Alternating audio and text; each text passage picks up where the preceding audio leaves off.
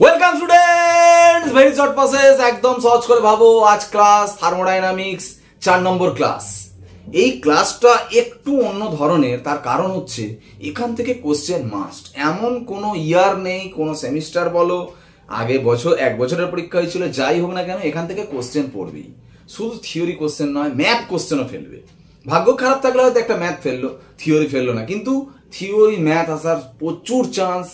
একটা না একটা জিনিস দেবেই, এখান থেকে দিতে বাধ্য। এটা কিন্তু ভালো করে শিখতে হবে। আর এই জায়গাটায় কিন্তু অনেকে গন্ডগোল করে ফেলে, থার্মোডাইনামিক্সের এই জায়গায় ভালো করে বুঝতে পারে না, ওই জন্য থার্মোডাইনামিক্সটা দেখে অনেকে ভয় পায়। তো সেই জায়গাটা আজকে ভালো করে ক্লিয়ার করে নিতে হবে। Topic various types of reaction enthalpy, বিভিন্ন ধরনের বিক্রিয়া তাপ আর বিক্রিয়া এনথালপি। দেখো একটা কথা বলি, কোনো একটা রিঅ্যাকশন হলে হয় হিট ছাড়বে নাহলে হিট নেবে, হয় তাপ ছাড়বে নাহলে তাপ নেবে। যে হিটটা ছাড়ে, রিলিজ করে, বা যে হিটটা অ্যাবজর্ব করে, মানে কিউ, সেটা ডেল ইউর সঙ্গে ইকুয়াল হতে পারে, ডেল এইচ এর সঙ্গে ইকুয়াল হতে পারে। সব আগের ক্লাসে বলেছি। কনস্ট্যান্ট প্রেসারে হলে কিউটা ডেল এইচ এর সঙ্গে ইকুয়াল, কনস্ট্যান্ট ভলিউমে হলে কিউটা ডেল ইউর সঙ্গে ইকুয়াল। কিন্তু কোনটার ইউজ বেশি আমরা বললাম আগের দিন ক্লাসে, ডেল এইচ এর ব্যবহার বেশি। ওই জন্য আজকে থেকে, আগের দিনও বলে দিয়েছিলাম, হিট মানেই ডেল এইচ ভাববো। ওই জন্য রিঅ্যাকশন হিটকে আমরা রিঅ্যাকশন এনথালপি বলবো, যেহেতু ডেল এইচ দিয়ে এক্সপ্লেন করছি। ঠিক আছে? যে কোনো রিঅ্যাকশনে যে তাপ উৎপন্ন হয় বা যে তাপ শোষণ হয় সেটা কিউ, মানে সেটা ডেল এইচ। এবার অনেক রিঅ্যাকশন হয়, এখানে আমি মাত্র 4টে লিখেছি, এরকম 14টা 15টা 16টা রিঅ্যাকশন, বিভিন্ন রিঅ্যাকশন এনথালপি হয়। আমি শুধু একটু একটু করে বলে দিচ্ছি, বইতে দেখবে পৃষ্ঠা জুড়ে শুধু এগুলো বলেছে, কোনো চাপ নেই। অত পৃষ্ঠা দেখো, ঠিক আছে, কোনো চাপ নেই, একটা ডেফিনেশন ভালো করে করে নাও, তাহলে সব ক্লিয়ার হয়ে যাবে। গঠন তাপ বা গঠন enthalpy, heat of formation or formation enthalpy. কোন একমোল পদার্থ গঠন হলে যে তাপ ছাড়বে বা নেবে তাকে বলে গঠন এনথালপি। মানে টু ফর্ম 1 মোল সাবস্টেন্স, সবসময় 1 মোলের জন্য amount of heat released or gain, সেটাকে আমরা বলছি heat of formation or formation enthalpy. বোঝা গেল? দহন তাপ বা দহন এনথালপি কাকে বলবো? 1 মোল পদার্থের দহন হবে হলে, মানে পোড়াবে, যে তাপ উৎপন্ন হবে বা যে চাপ গ্রহণ করবে। ঠিক আছে? To combustion, combustion, to do combustion, combustion মানে কি? দহন। To do combustion 1 mole of substance, amount of heat released or absorbed, that is heat of combustion or combustion enthalpy. সব এই একই ব্যাপার। গলন তাপ, 1 মোল পদার্থের গলন হলে যে তাপের পরিবর্তন হবে, মানে যে তাপ শোষণ বা বর্জন হবে। বোঝা গেল? To fuse 1 mole of substance, amount of heat release or gain, তাকে বলবো হিট অফ ফিউশন। তো এরকম কত হতে পারে? ফিউশন আছে, সলিডিফিকেশন আছে, ভেপোরাইজেশন আছে, কন্ডেনসেশন আছে, সাবলিমেশন আছে, শেষ নেই, অ্যাটমাইজেশন আছে, বন্ড ডিসোসিয়েশন আছে, কত বলবে? সব ওই একই, যেটা বলবে তার 1 মোল ওটা হওয়ার জন্য যে তাপ ছাড়বে বা যে তাপ গ্রহণ করবে।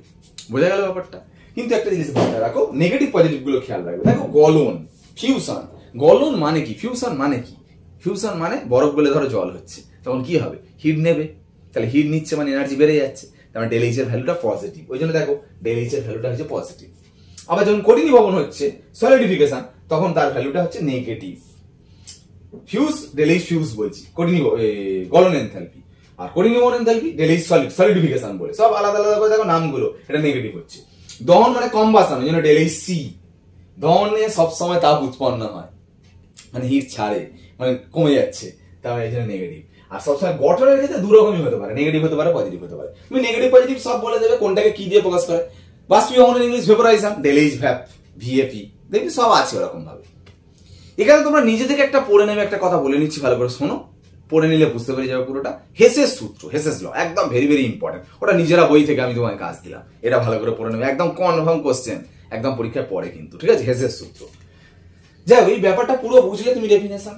আমি একটু ভালো করে তোমাদের বোঝাতে পারি। যদি তোমাকে বলে, সাপোজ আমাকে বললো যে ধরো H2O, ঠিক আছে, এর গঠন, সরি, গলন এনথালপি, হিট অফ ফিউশন কত বললো?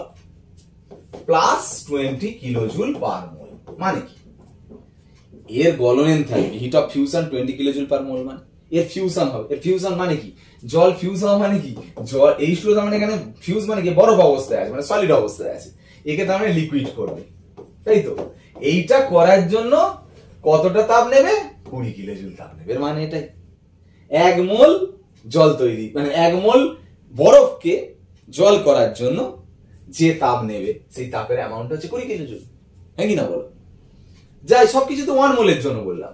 যদি তোমাকে বলা হয় যে এই একটা সাবস্টেন্স, আমি জানি স্টার, এর গঠন এনথালপি -30 কিলো জুল, মানে এর 1 মোল গঠন হতে গেলে ওই 30 কিলো জুল তাপ শোষণ বা বর্জন একটা করবে। আমি একটা এক্সাম্পল দিয়ে দেখাচ্ছি, এখানেই বলছি। দেখো আমি একটা বলতে কি বোঝো আমি এরকম একটা দেখাচ্ছি, কোশ্চেন পড়তে পারে। সাপোজ আমি তোমাকে বললাম C6H12O6, ঠিক আছে?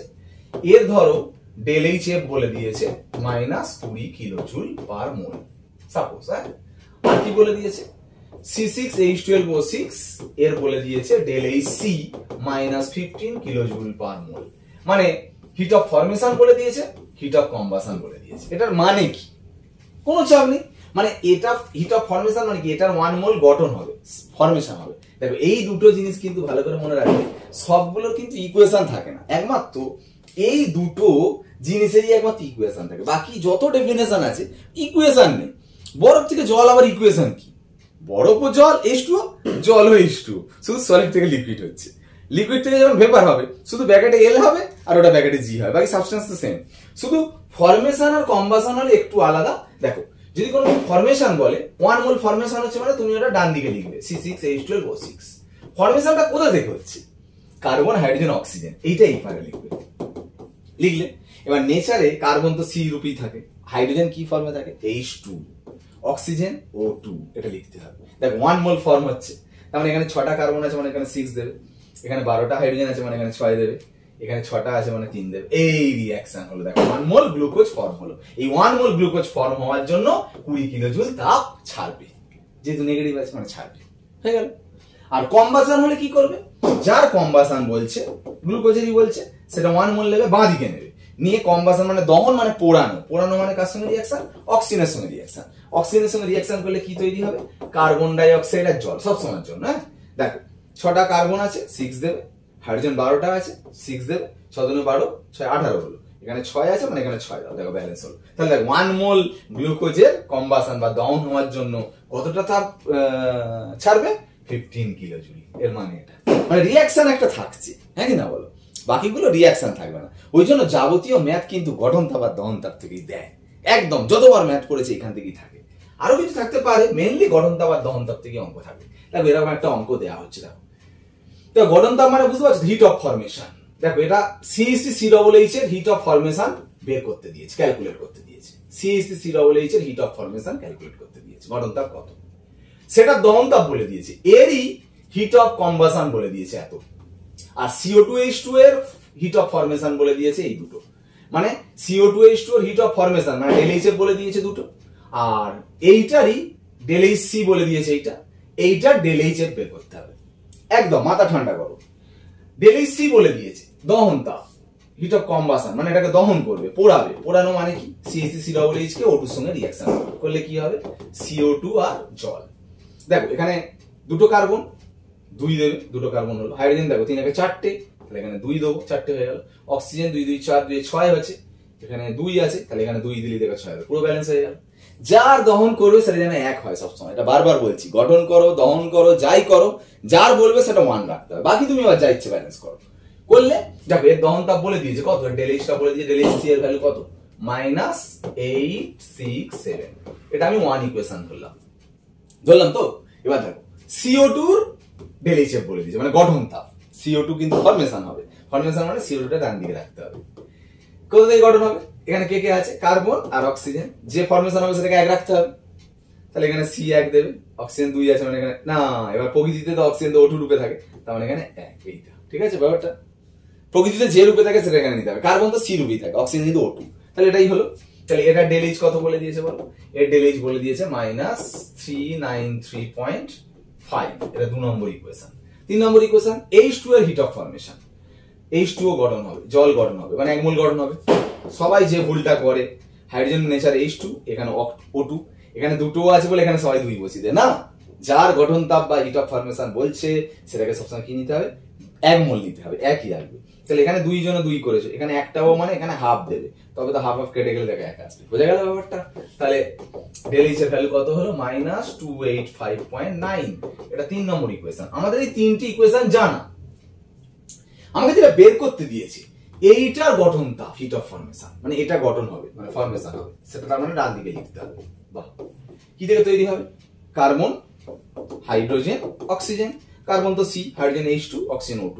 কার্বন এখানে 2টো আছে মানে 2C দেবো, হাইড্রোজেন 4টে আছে মানে এখানে 2 দেবো, অক্সিজেন 2টো আছে মানে এখানে 1 দেবো।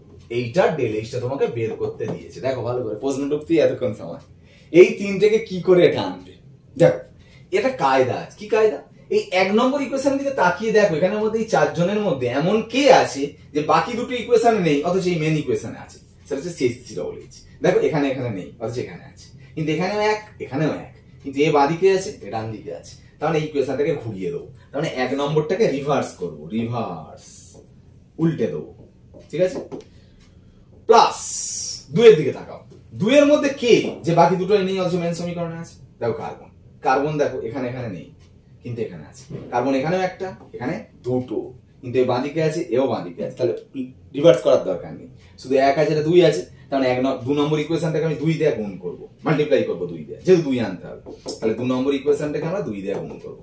3 নম্বর ইকুয়েশনে H2, যেখানে এখানে নেই কিন্তু এইখানে আছে, এই তো 2H2, এখানে একটা H2 আছে। তাহলে 2 দিয়ে মাল্টিপ্লাই করবো, 2 দিয়ে গুণ করবো। তাহলে এটাকে যদি 2 দিয়ে গুণ করি, তাহলে 3 এর সঙ্গে 3 নম্বর ইকুয়েশনের সঙ্গে কি করবো?